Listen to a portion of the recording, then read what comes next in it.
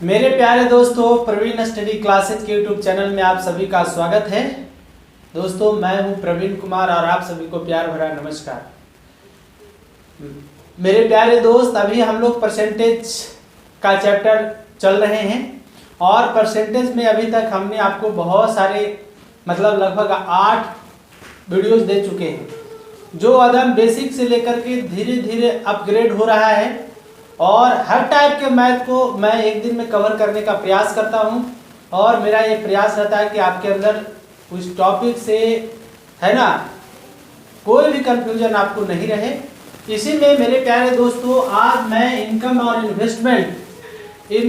Investment पर जो भी प्रश्न बनेंगे उन सारे प्रश्न को शामिल कर करके आपके कंफ्यूजन को दूर करने का मैं प्रयास करूंगा।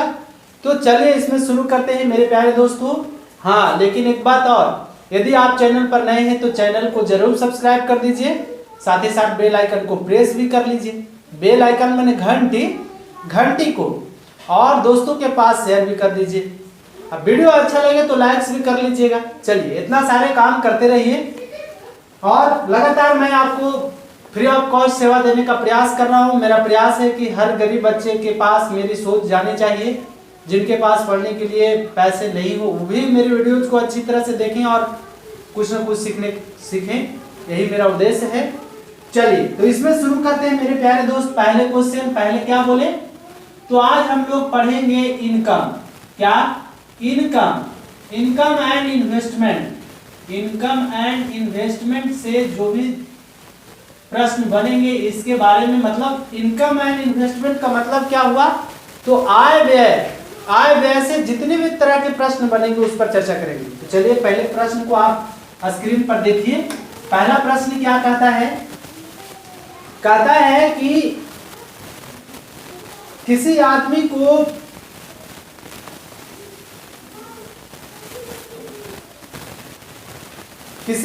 को वर्ष 2007 में 88,000 रुपया वार्षिक वेतन के रूप में प्राप्त हुए। एकदम सिंपल क्वेश्चन है, जो उसके वर्ष 2006 के वार्षिक वेतन से 10% अधिक थे।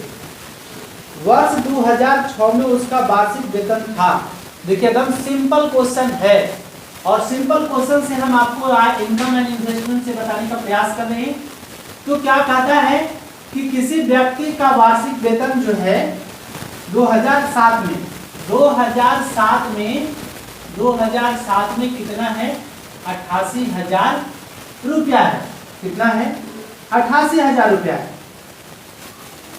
वार्षिक वेतन के रूप में प्राप्त हुए, है ना, जो उसके वर्ष 2006 से वार्षिक वेतन से 10% अधिक थे। तो इसका ये जो है 2006 में जो उसका वेतन था उससे जो है 10% क्या है? ज्यादा है। क्या है?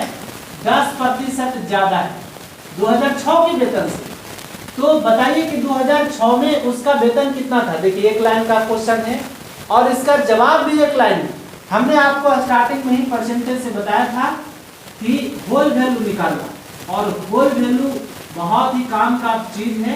आप इसे जरूर याद रखिए। कैलकुलेशन को टाइम टेकन में, कैलकुलेशन करने में जो टाइम टेकन लगता है उसको बचाता है। तो 10% का होल वैल्यू कितना हो जाएगा? अधिक है। तो हमने बताया था कि 10/100 करेंगे, ऐसे करते थे 0 से 0, 10 1 11 11/10 की होल वैल्यू का कब जोड़ दिए, मतलब ऊपर जो शेष बचा नीचे वाला जोड़कर ऊपर और नीचे जो का क्यों, ऐसे हमने बताया था आपको। होल वैल्यू का वीडियो जाकर देख लीजिए यदि नहीं देखे हैं तो 11/10 हुआ। अब आपकी होल वैल्यू का क्या करेंगे, या आप डायरेक्ट भी कर सकते हैं। जिन बच्चे को होल वैल्यू से थोड़ा नफरत है तो आप डायरेक्ट भी कर सकते हैं। 2007 में इतना वेतन है, 2006 की बात कर रहा है, इसका मतलब है 10% वृद्धि हुआ है 2006 के अपेक्षा। तो आप क्या करिए कि 88,000 और गुणे 110 हम लोग करते 100 का, जब ये वेतन 2006 में दिया होता और 2007 की पूछता तब, लेकिन ये है 2007 में इसका वेतन इतना प्राप्त हुआ है इसको, और 2006 में उसका वेतन कितना है। तो आपको क्या करना है कि होल वैल्यू का उल्टा गुना कर दीजिए। मतलब या आप होल वैल्यू नहीं करेंगे तो 100/10% का वृद्धि हुआ है वेतन में, इसका मतलब 100/110 होगा। होगा कि नहीं होगा? होगा। आंसर लाइन आपके सामने उपस्थित है। 1 0 से 1 0 कैंसिल आउट, 11 8 88 कट गया, मतलब हो गया 800 गुने कितना, 800 गुने 100, इसका मतलब कितना हो गया 80,000। 80,000 उसका रुपया था। क्या बोले? कंसेप्ट समझिए, कंसेप्ट क्लियर तो रिजल्ट क्लियर। ये बातें आपको ध्यान में रखना चाहिए। मतलब 2007 में इसका वेतन इतना था, उसके वेतन में 10% 2006 की अपेक्षा 10% की वृद्धि हुआ है, तो 2006 में उसका वेतन कितना है। तो क्या करेंगे इस कंडीशन में, जितना है उसमें होल वैल्यू का उल्टा गुना कर दीजिए। मतलब इसको हम 10% अधिक है, 10% अधिक का मतलब क्या हो जाएगा, तो 10% अधिक का मतलब हो जाएगा 10/100, 1 0 से 1 0, 11/10 हो गया। तो 11/10 या 11/10 आया होल वैल्यू, तो इसका उल्टा गुना कर दीजिए। वही बात लिखे हम, तो 100/110 किए या 10/11 करिए, सेम बात आएगी। तो अंतिम वाला दिया हुआ है और शुरू वाला पूछे, मतलब शुरू वाला पूछे, शुरू वाला पूछे और अंतिम वाला दिया हुआ है, तो क्या करेंगे, तो अंतिम का अंतिम गुने होल वैल्यू का उल्टा गुना, होल वैल्यू का क्या करेंगे, उल्टा गुना, होल वैल्यू का उल्टा गुना। ये ध्यान रखिए, जब यदि अंतिम वाला, यदि शुरू वाला पूछे अंतिम वाला दिया हुआ है, तो अंतिम वाला में होल वैल्यू का उल्टा गुना करेंगे तो शुरू वाला आ जाएगा। और यदि अंतिम वाला पूछता, क्या कहता, अंतिम वाला, तो अंतिम वाला पूछेगा तो क्या करेंगे, तो शुरू वाला, क्या शुरू वाला मान है ना, शुरू वाला गुने क्या करेंगे, होल वैल्यू का सीधा गुना, होल वैल्यू का यहाँ गया का सीधा गुना। इन दोनों बात को आप याद रखिएगा तो कैलकुलेशन को आपको बचाने में मदद करेगा। होल वैल्यू का सीधा गुना, शुरू वाला पूछेगा, अंतिम वाला दिया हो रहेगा तो अंतिम वाला में होल वैल्यू का उल्टा गुना करेंगे, और यदि अंतिम वाला पूछ रहा है और शुरू वाला दिया हुआ है तो होल वैल्यू का सीधा गुना करेंगे। सिंपल सी बात। मतलब इसका क्या हुआ कि यदि यहाँ 2006 में दिया रहता इतना और 2007 में पूछता तो इसमें जो है, इसमें हम सीधा गुना कर देते, मतलब 11/10 कर देते। लेकिन 2007 में दिया हुआ है कि इसको वेतन इतना प्राप्त हुआ है, 2006 में कितना होगा, तो होल वैल्यू का उल्टा गुना किए। देखिए बहुत ही सिंपल था, समझा रहे हैं हम कि आपको किसी भी तरह का कोई कंफ्यूजन नहीं हो, तो ये बात जरूर याद रखिए। चलिए आगे बढ़ते हैं। एक लाइन का जवाब था उसका, हम आपको समझाने में थोड़ा टाइम जरूर लिए और मुझे लेना भी चाहिए, ये जाहिर सी बात है। हम बनाकर चले जाएंगे, यदि आप नहीं बनाएंगे तो कोई पढ़ाने का फायदा हुआ नहीं। चलिए आगे देखते हैं। कहता है कि श्री गिरधर घरेलू चीजों पर अपनी मासिक आय का 50% खर्च कर देता है और शेष में से 50% परिवहन पर, 25% मनोरंजन पर और 10% खेल कूद पर खर्च करता है तथा 900 रुपया की बचत करता है। श्री गिरधर की मासिक आय क्या है?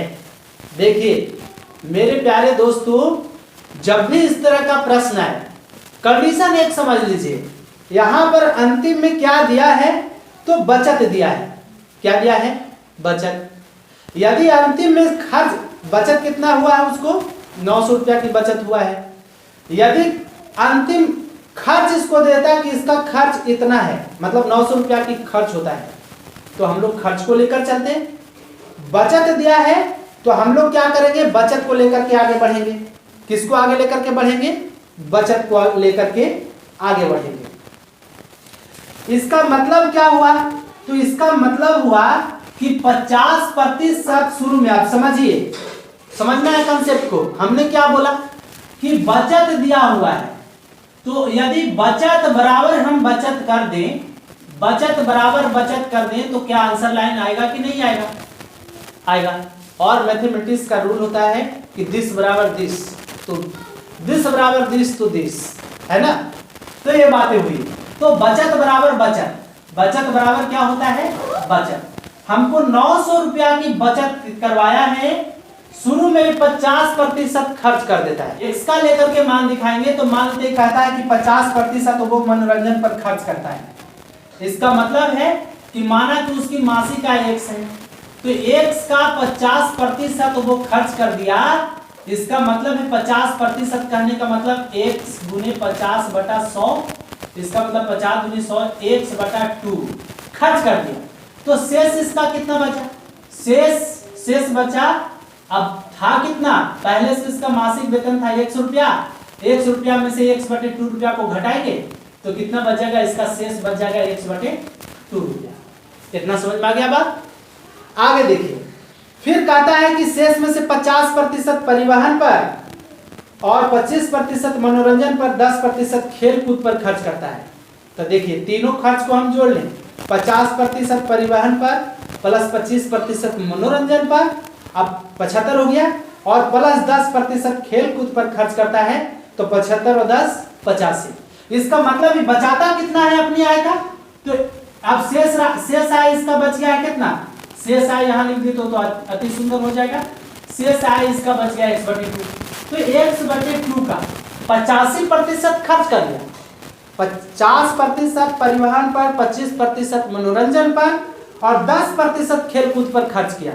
इसका मतलब है कि 85% ही टोटल खर्च कर लिया, तो बचाया कितना अपनी मासिक आय का, तो x का बचाया 15%, 15% बराबर ये भी बचत और इन्हें बचाया 900 रुपया। अब देखिए इसका मतलब हुआ कि x/2 गुने कितना हो जाएगा, 15/100 बराबर कितना, 900, 15 छक्का 90।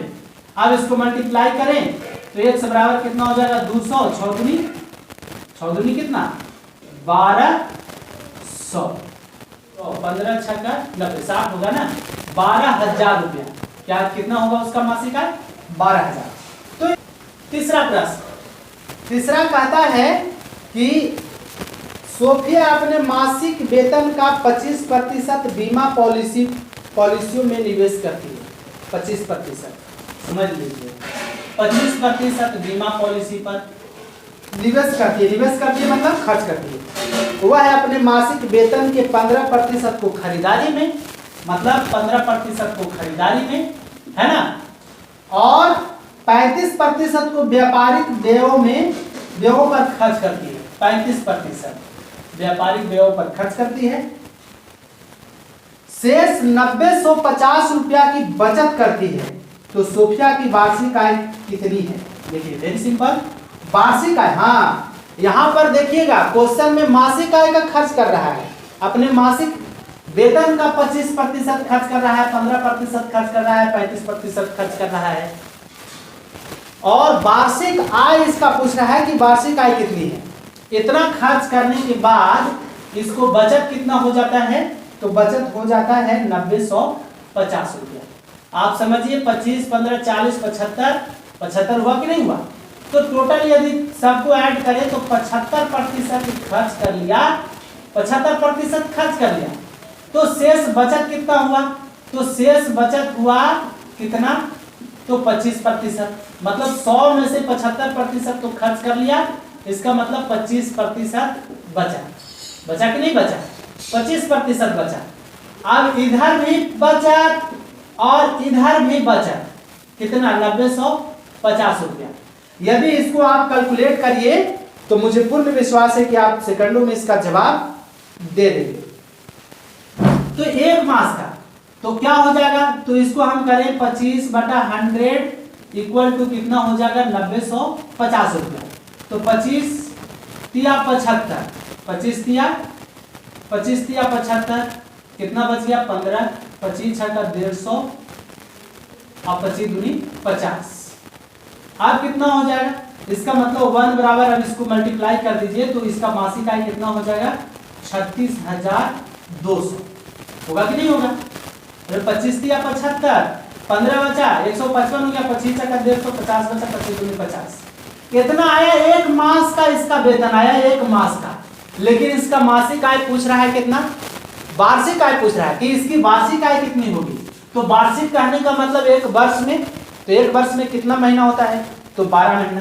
इसका मतलब है कि इसका वार्षिक वेतन कितना होगा, वार्षिक वेतन, तो वार्षिक वेतन कितना होगा, तो एक महीना में इतना उसका वेतन है, तो 12 महीना में कितना होगा, तो 12 गुने कितना होगा 36,200। इन दोनों को मल्टीप्लाई करिए तो 12 दूनी 24 की 4 12 6 72 2 74, अब आती है 36 और 7 43 कितना, काय दहाई सैकड़ा हजार 10,000 लाख 4,34,400 रुपया उसका मासिक वेतन, वार्षिक वेतन है। तो इस तरह से मेरे प्यारे दोस्त इस तरह का प्रश्न को आप आसानी से जवाब दे सकते हैं। चलिए इसी पर और भी आगे बढ़ते हैं और भी कंफ्यूजन को आपको दूर करने का प्रयास करते हैं।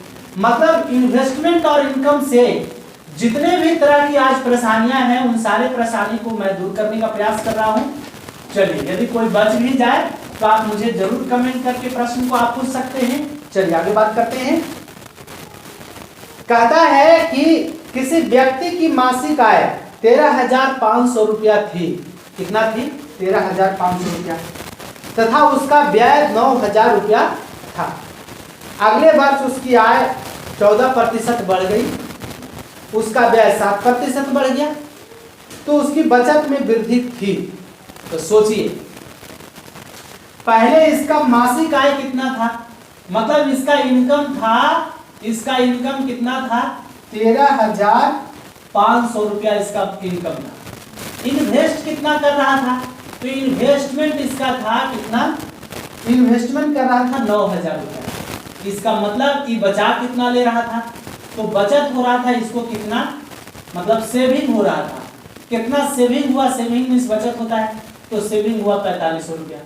ये पहले सेविंग कर रहा था, लेकिन अब जो है इसके मासिक आय में 14% की वृद्धि हो गई। इसका मतलब है कि नया वेतन कितना हो जाएगा, नया है ना, नया वेतन, तो नया वेतन इसका मासिक आय कितना हो जाएगा, या नया आय, जो बोलिए दोनों में से एक ही बात है। तो नया आय कितना हो जाएगा, तो 13,500 रुपया का में 14% की वृद्धि हो जाती है। इसका मतलब है कि टोटल वृद्धि 114/100 होगा कि नहीं होगा।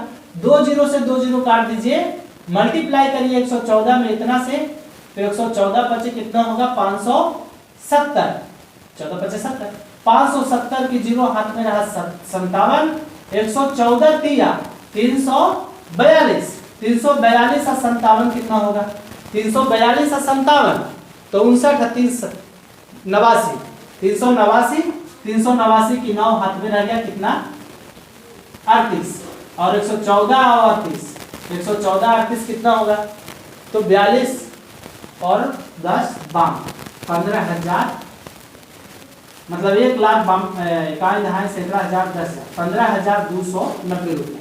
अब इसका न्यू आय हुआ। नया खर्च कितना हो गया, नया खर्च कर रहा है, उसके खर्च में 7% की वृद्धि हुआ। तो पहले 9,000 खर्च कर रहा था, तो 9,000 का 7% वृद्धि हुआ, इसका मतलब 107/100। कमी होता तो हम कर देते 93/100 करते, वृद्धि हो रहा है तो 107/100 कर दिए। 2 जीरो से 2 जीरो काट दीजिए, मल्टीप्लाई कर दीजिए तो कितना हो जाएगा, 0 1 हो जाएगा, 9 7 63 के 3 हाथ मेरा 6 9 6 और 9 1 9 9630 रुपया। तो नया बचत कितना हो गया, नया सेविंग कितना हो गया, नया बचत हो गया 15,290 रुपया में से 9630 रुपया आप माइनस कर लीजिए, तो 15,390 मल्टीप्लाई 390, तो 15,390 में से यदि आप इसको घटा दीजिएगा 9630 रुपया को, तो आपको शेष बचेगा 1,260 रुपया। अब इतना बचत हुआ है ना, पहले बचत हो रहा था कितना, तो कितने प्रतिशत कहता है कि उसकी बचत में प्रतिशत वृद्धि, तो बताइए प्रतिशत वृद्धि कितना होगा, तो 1,260 बच रहा है कितना में, कितना में वृद्धि हो गया 4,500 रुपया, तो 100 में कितना हो जाएगा, तो गुने 100, 2 जीरो से 2 जीरो काट दीजिए तो कितना आ जाएगा 20, 45 दूनी 90 है ना, और 45 दूनी 90 बच गया, 36 बच गया, 45 28% की वृद्धि हो जाएगी। तो इस तरह से मेरे प्यारे दोस्त इस तरह के प्रश्न को आप आसानी से सोल्व कर सकते हैं। चलिए, मुझे पूर्ण विश्वास है पहले हम सेविंग निकाल लिए, फिर नया आय पता कर लिए, नया खर्च पता कर लिए, और फिर नया बचत कितना हो गया उसका, इस प्रकार से हम आसानी से निकाल लिए।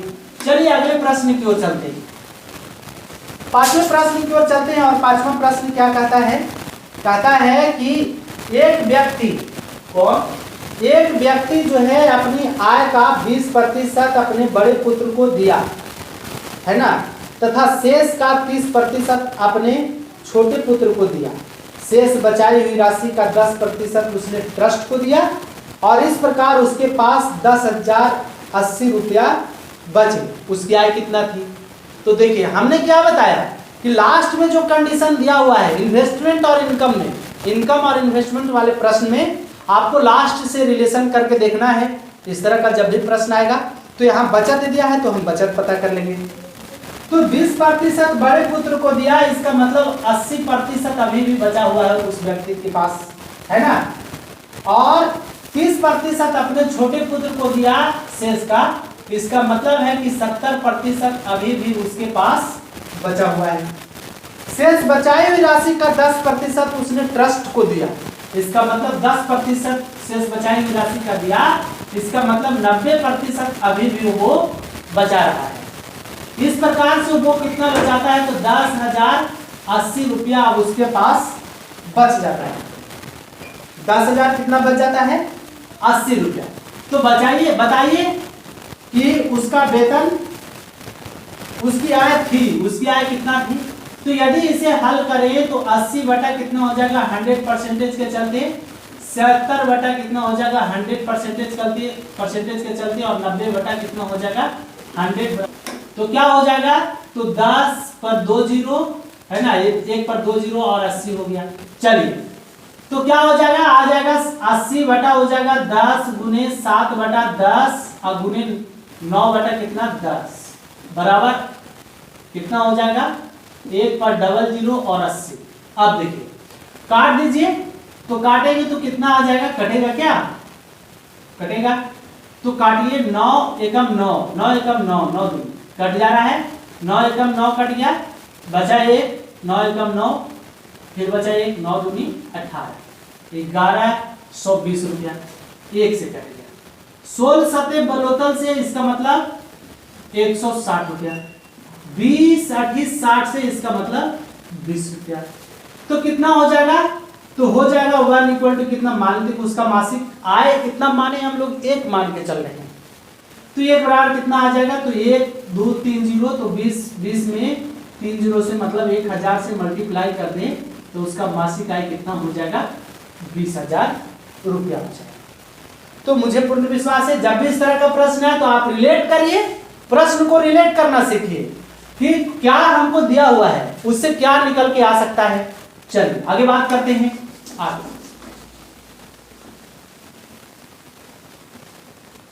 अगले प्रश्न की ओर चलते हैं। अगला प्रश्न क्या कहता है?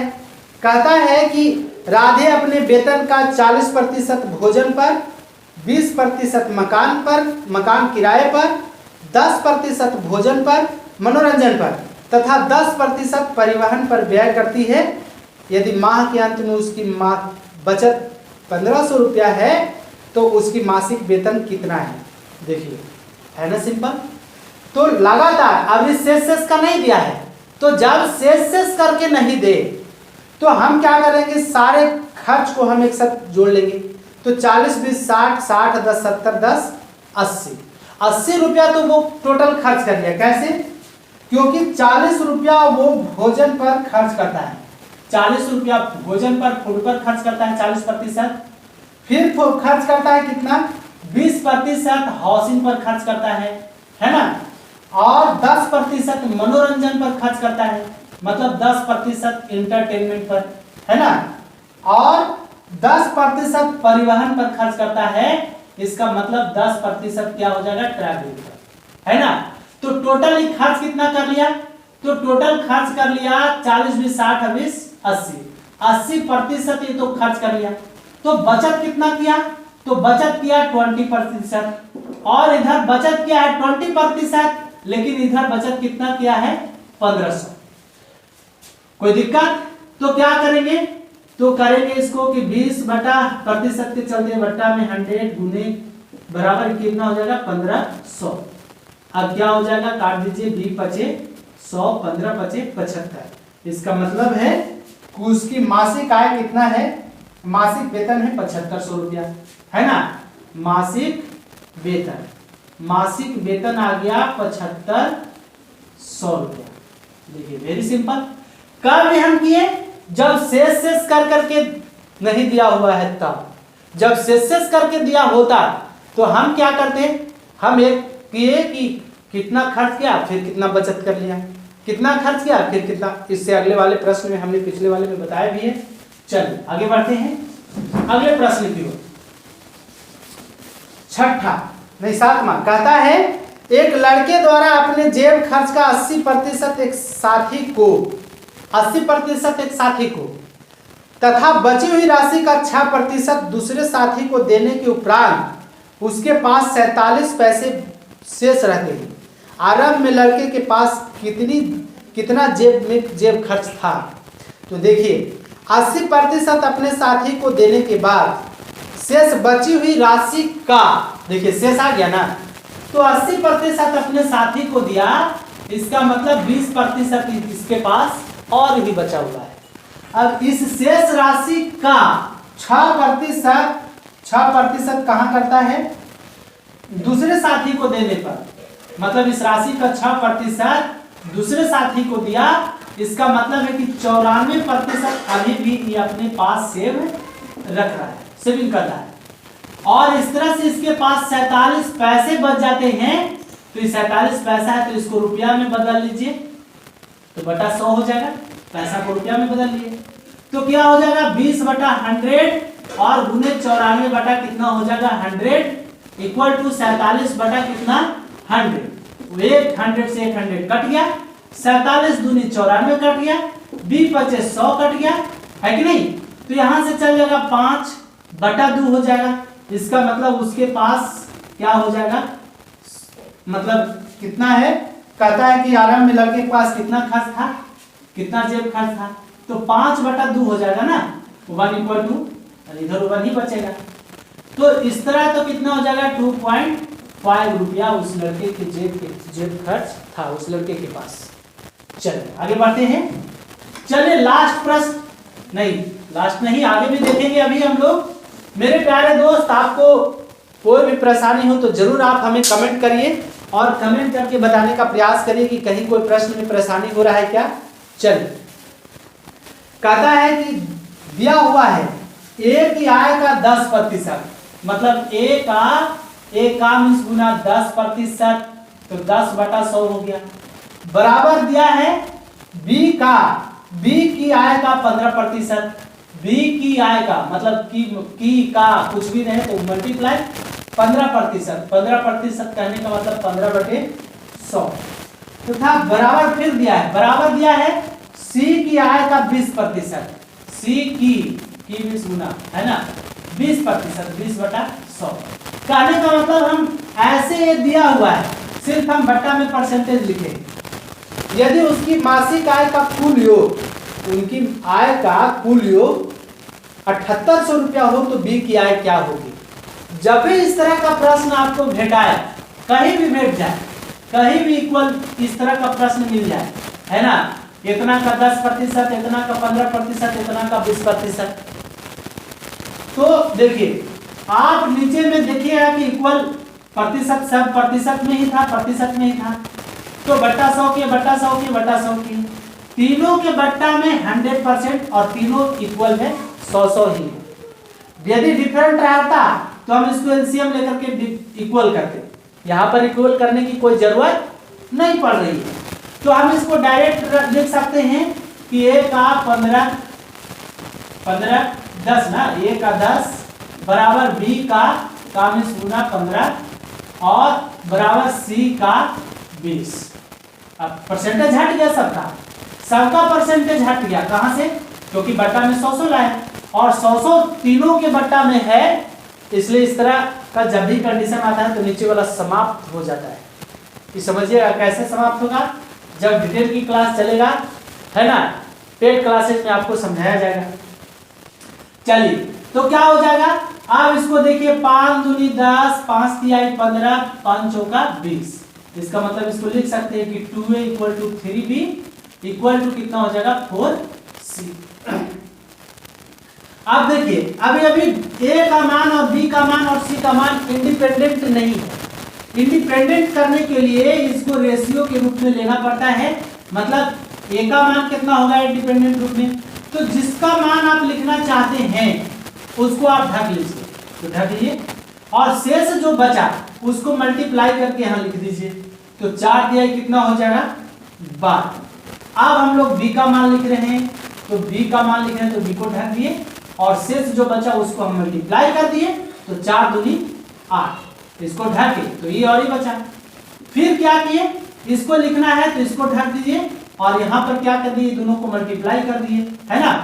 जिसको लिखना है, जिसके मान को लिखना है उसको ढक दीजिए, तो 3 दूनी 6 हो गया। अब यहाँ काट देंगे तो 6 दूनी 12, 4 दूनी 8, 3 दूनी 6 हो गया। a का मान 6, b का मान 4 और c का मान 3 आ गया। अब इसकी उनकी आय जो है टोटल 7800 रुपया है, 7800। तो b की आय पूछ रहा है, तो जिसकी आय पूछे, अब इसके बाद जिसकी आय पूछेगा तो क्या करेंगे, तो हम जिसको पूछेगा उसको ऊपर कर लेंगे, वटा में सभी का योग कर लेंगे, तो कितना हो जाएगा 6 4 10 3 13, और टोटल मान उसकी आय कितना है तो 7800 रुपया है, कितना से मल्टीप्लाई कर देंगे तो ये b का मान आ जाएगा। किसका आ रहा है, b की आय, b की आय आ रहा है। तो b की आय इक्वल टू जिसको पूछे उसको ऊपर, बटा में तीनों का कुल योग, अगुने जितना है तीनों के मासिक आय का कुल योग उसको मल्टीप्लाई कर दिए। 13 छाक कितना हो गया 78, मतलब 600। तो b की आय कितना हो गया, b की आय इक्वल टू हो गया 6 चौके 2400 रुपया। तो इस तरह से मेरे प्यारे दोस्त ये 8 प्रश्नों का सीरीज था जो समाप्त होता है। मुझे पूर्ण विश्वास है कि इनकम और इन्वेस्टमेंट से यदि प्रश्न आज के बाद आए तो इस कंसेप्ट को फॉलो करके आप अपनी परेशानी को दूर कर सकते हैं।